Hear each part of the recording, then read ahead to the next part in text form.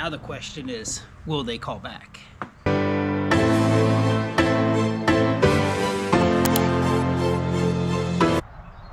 It's weird. Sometimes they send them over and I get them right away. And then there's sometimes where they send them over and it takes like 3 to 5 minutes for them to show up. Yeah, it might take.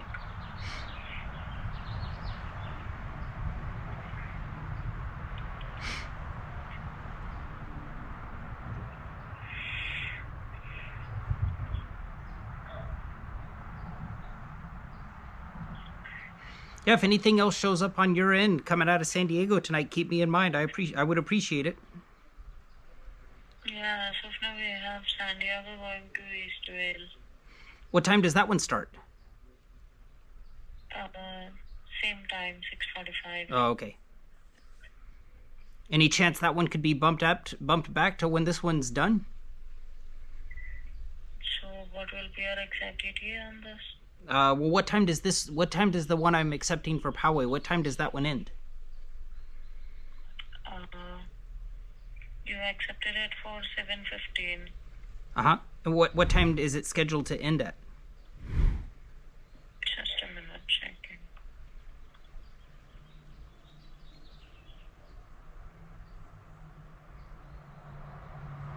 So it would be in by... There it is. I see. Okay, I just see the one coming. So this one's scheduled out until 11:22. Is the... yeah, 11:22. Can the one up to Eastvale wait until like 11:30? I think that would be way too far. Too far out. Okay, I understand. Well, if you see anything come come back. You have my number. Please keep me in mind. Yeah, sure.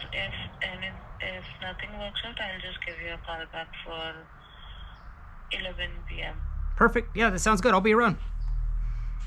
I appreciate everything. Thank you. Yeah, sure. Thank you. Man, so I was talking to a guy on this channel today about this same thing. What up, 𝕍𝕚𝕕𝕖𝕠 He was telling me how he was responding to these spot capacity things. Sounds like he's responding to them in like a very similar way that I respond to him too, but he's not getting any responses back. And my advice to him and my advice to anyone out there is you have to treat these spot capacity offers and like you just have to be relentless about them. Even if you don't get one, I wouldn't take that as like a sign of defeat. I would say that that's like putting yourself on their radar that much more as like somebody who's willing to play ball. Once you kind of like establish yourself in your area as like the guy that they can call and they can depend on, you'd be surprised.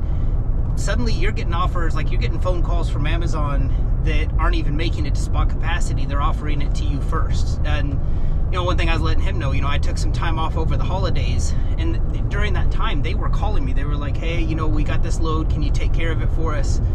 And I respectfully declined. I'm like, listen, I'm taking some time off. I'm shooting to be back like middle January. Well, I kind of like unsubscribed myself to as being like one of their like go-to people. Obviously there's more than just me out there. I mean, Amazon's fine without me, but you know, it's like I started turning them down in a respectful way. I mean, it's not like I was ducking their calls. I mean, they would call me and I'd be like, listen, I'm just taking time off. But I found that when I came back from that time off, the phone calls had stopped. And then as far as like, you know, I'd respond to spot capacity and I wouldn't hear anything. So it took me about a month of getting back into the swing of things, of responding to some, you know, getting my name back onto their list, you know, as like somebody who's interested. And I won't say I'm back to where I was in 2023, but it's definitely an improvement from when I first came back. Because when I first came back, I was hearing nothing. But got a little cocky earlier, responded to some spot capacity around like almost 5 o'clock, went in my backyard, set up the camera and was like, oh, they're gonna call any minute, they're gonna call any minute. Well, I was wrong. And I will say with spot capacity, if you don't hear probably in the first 10 minutes, they found another carrier to go with. But if they do call you back, chances are they're gonna call you back in those first like 10 minutes.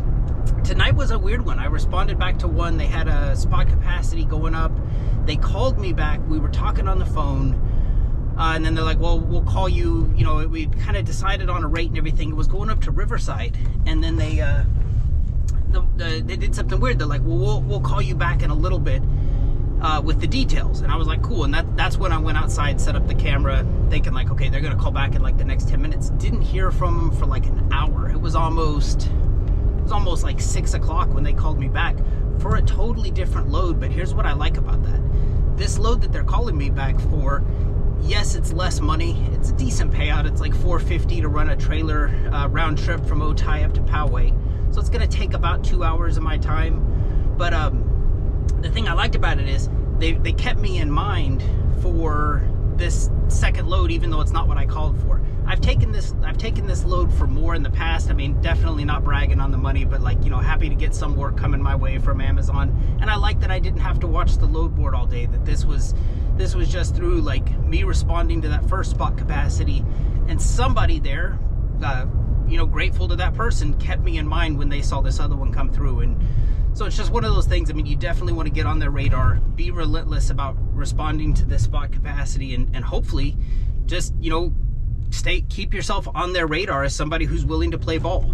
I am doing Ojai at 6:15 now. I'm doing Ojai at 7:15.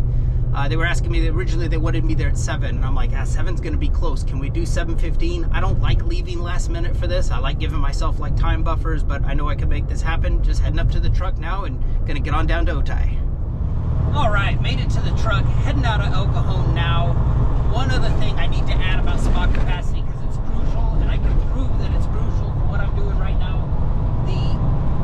Yes, you get to negotiate the rate. You also get to negotiate the start time. The start time that they had me at when I was coming down there was 7 o'clock. And I just knew with everything I needed to do, getting to the truck, letting it air up, pre-tripping it, everything like that, I knew that 7 would be close. As of right now, according to my Amazon GPS, it says I'm gonna get there at 7:02. Had I stuck with that, I would be kicking myself right now. You also get to negotiate like when the start time is. And you'd be surprised. I mean, I've had them bump loads back for me up to hours. On this one, I just needed 15 minutes, and I'm so glad I did, because if I get there, if we'd kept it at 7 and I got there at 7:02, like this thing says I'm gonna do, that would affect my on-time score, move me out of my little 100% that I like to stay at. So keep in mind, yes, you get to negotiate the rate, but you also get to negotiate the start time as well. You've reached your destination.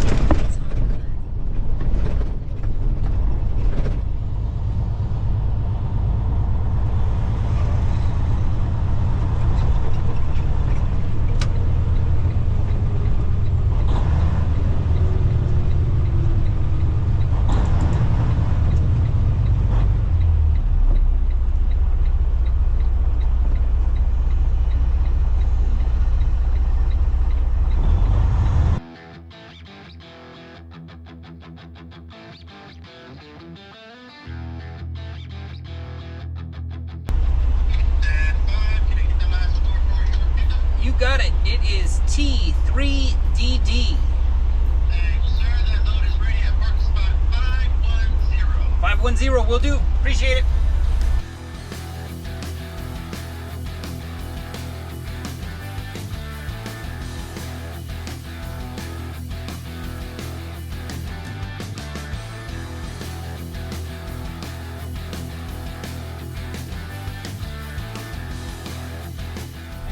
Like reminiscent of like old time Amazon. I mean, I get there, I was supposed to be there for a 7:15 arrival. They had the trailer ready. I wasn't even supposed to depart until 8 p.m., but the trailer was ready to go. Safety inspected it, did all of that, downloaded the BOL, uploaded the BOL to like my ELD, so I'm compliant with like the DOT and everything. And right now it is 7:16 and I'm heading up to Poway. You might be wondering, like, what do you got next? And I would tell you absolutely nothing at this point. My day-to-day, I zero intention of working tonight. I'm gonna let this thing run and see which way it wants me to go. I'm almost betting they're gonna direct me up the toll road, which makes no sense. I'm not gonna take the toll road. But I mean, my day-to-day, the kids are off for spring break, wife's off for spring break. We took Lou down to the dog park down at Balboa Park. Ate at a place called Jimmy Carter's. It's Mexican food. I know it's got like the whitest sounding name, but it was actually pretty good. Walked down to Extraordinary Desserts, got some stuff there, and then walked across that suspension bridge down on, I believe, Spruce Street. That was pretty cool. I've lived here my whole life and never seen it, but had no intention of working. It's a $450 load. Am I going to retire off of this? No, but I can't tell you how good it feels. I just want to see if this thing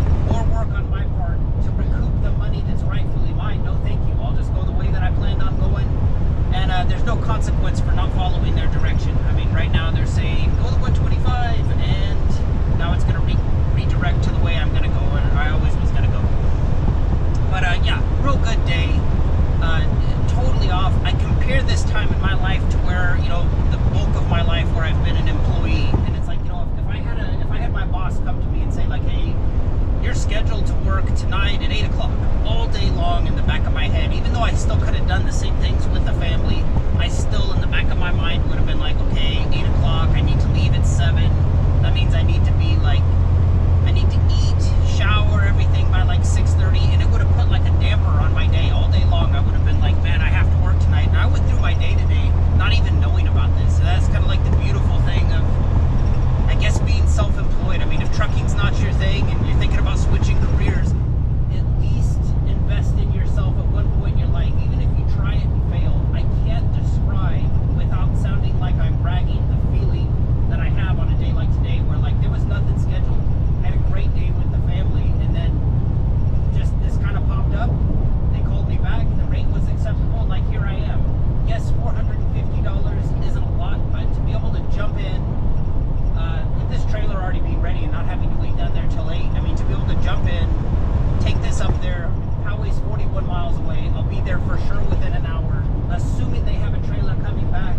That's going to take me an empty one ready to go. That's going to take me another hour, and then let's say I call it quits after this, which I could, and just go home, and I'm happy with the 450. Not a lot of money, not going to retire on this, but at the same time, it's like these are those positions that I look for. How can I get in, get out, and maximize the amount of money that I make while I was in for? So I'm not even looking at the load board right now. If this were a year ago, before they had all that ineligible driver stuff, I'd have the load board running, see, like, you know, what can I build off of this?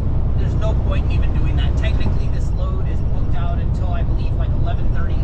So, I mean, right now, if they drop something at 10, could I physically do it and be there on time? Yes, but I would be an ineligible driver, and that could affect my score and everything like that. So, yeah, old Amazon, I would have the load board running right now, just keeping an eye on stuff.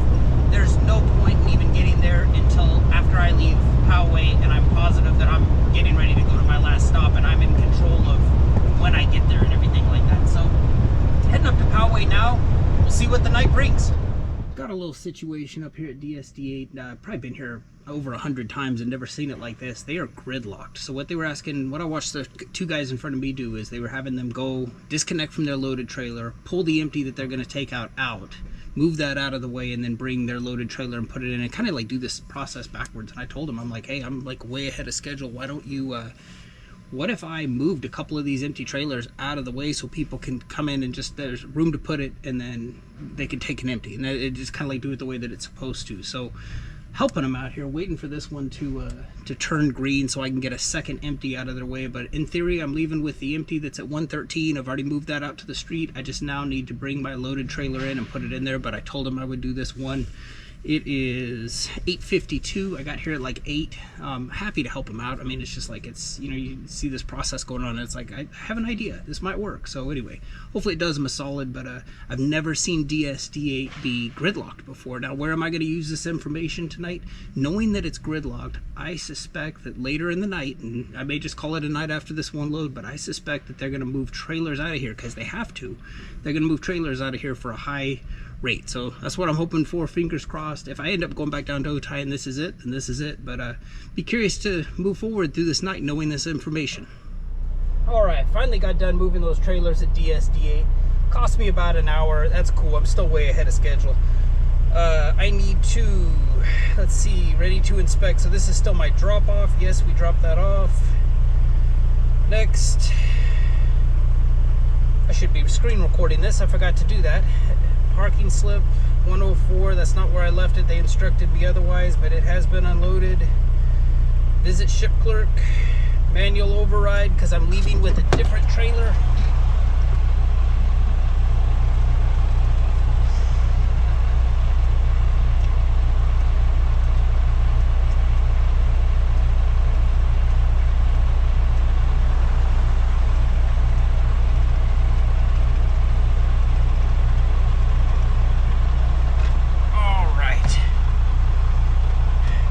Say they're from Idaho, so it doesn't matter which one I pick.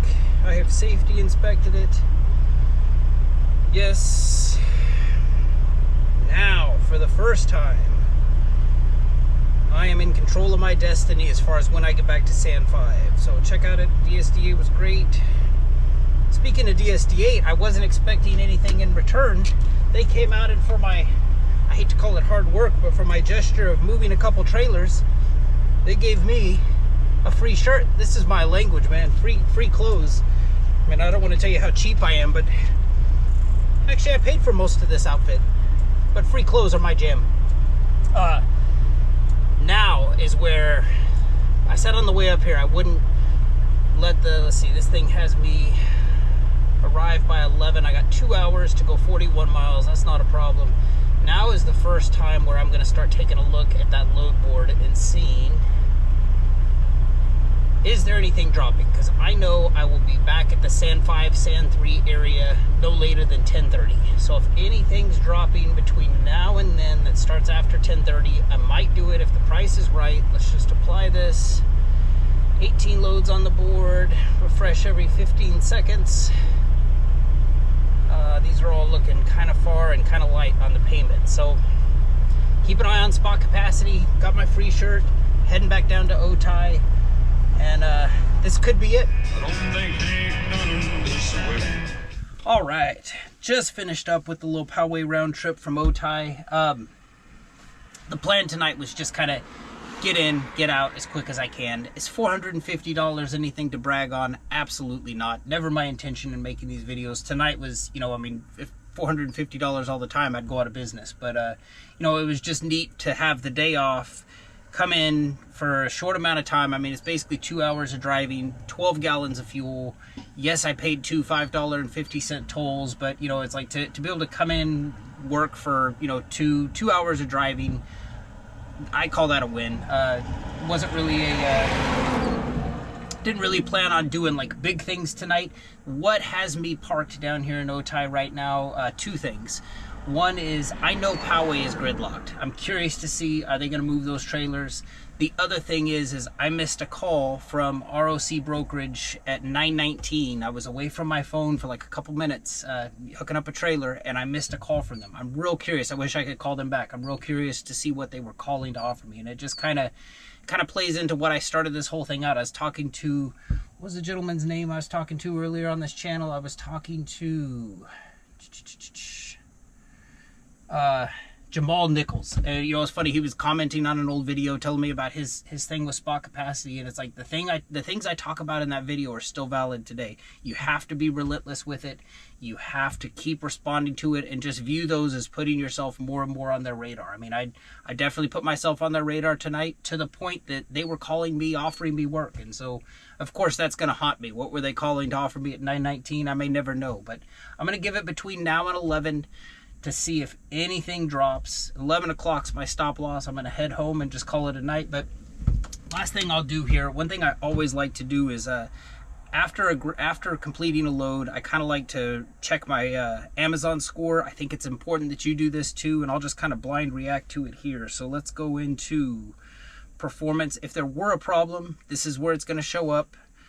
Now this grade here, this is for my last active 6 weeks. What it says up there at the top, I don't care about that. What I'm interested in is the last 7 days, because that's where the load I just finished is going to show up. So to get there, I'm going to go to filters, change last active 6 weeks to last 7 days, and apply that. And here is where, so last 7 days, the load I just finished is included in here. 100% on time, 100% acceptance, 100% app usage, 100% disruption free. So if any of those had changed, you can bet I would be starting the performance dispute now.